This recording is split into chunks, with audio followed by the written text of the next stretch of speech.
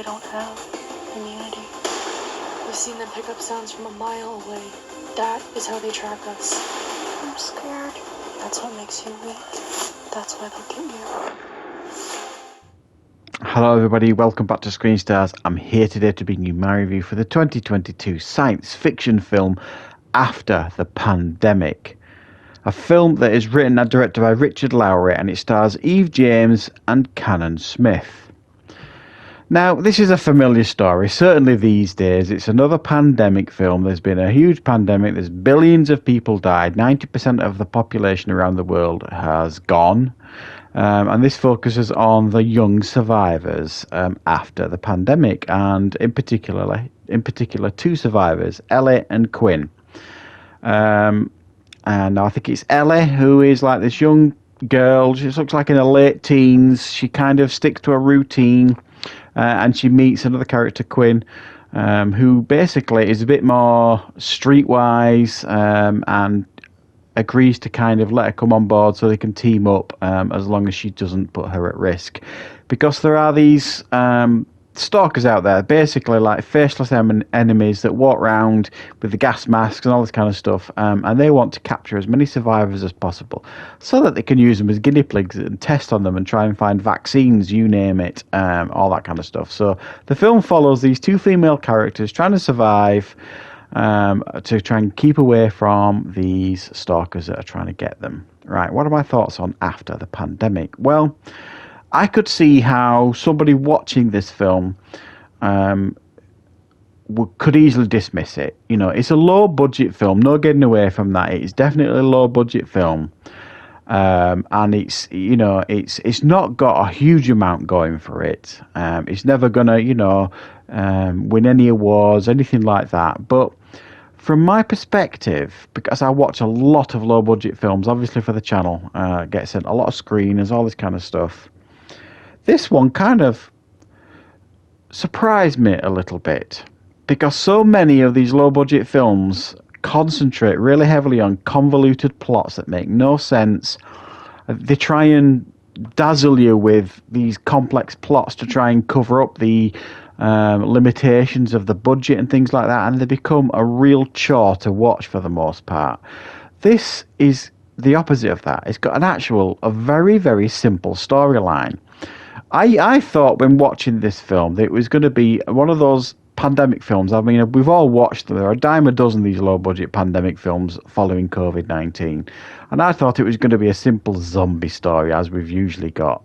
And while there is a hint of zombies in this film, in the sense of the infected, some of them that have survived, it doesn't focus on that at all. In actual fact, the film is far more interested in focusing on the human side of the story. These two survivors, Ellie and Quinn, and their relationship, in a sense of the distrust. One of them in particular has a very interesting arc, in a sense of, at the beginning of the film, she's very selfish. She's not interested in other survivors.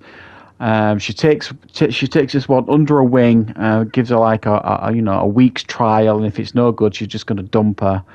And she will, on no uncertain terms, risk her life to save her if it comes down to that.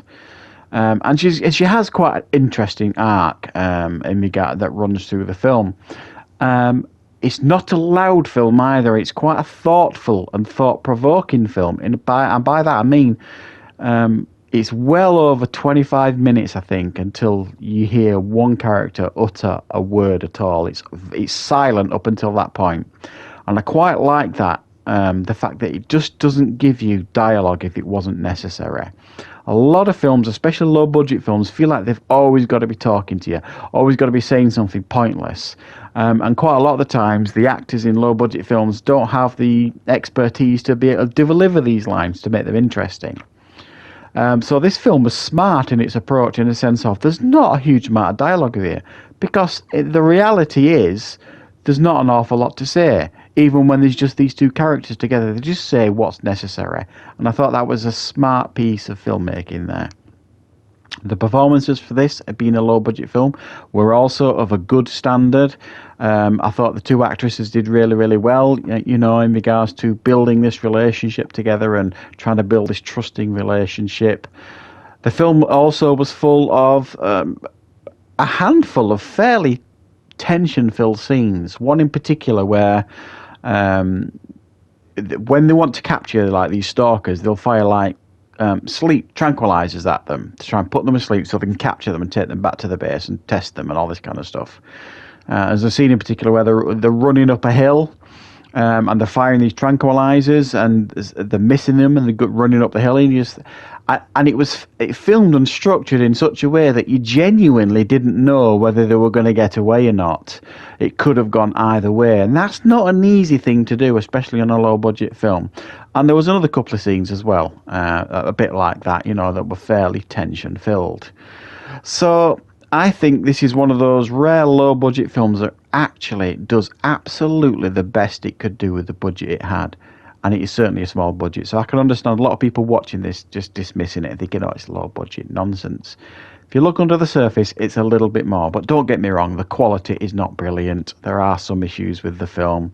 You know, the stalkers look like they're wearing, you know, then painting and decorating outfits you can buy from Poundland with a gas mask on. All that kind of stuff. So there's a few issues here and there. And the budget does show itself up now and again. But I was suitably impressed for this for being a low budget film. And I'm going to give it a 5 out of 10 because of that. So thank you very much for watching. I hope you enjoyed the review. Of course, I will be back with plenty more reviews and content on the channel very, very soon.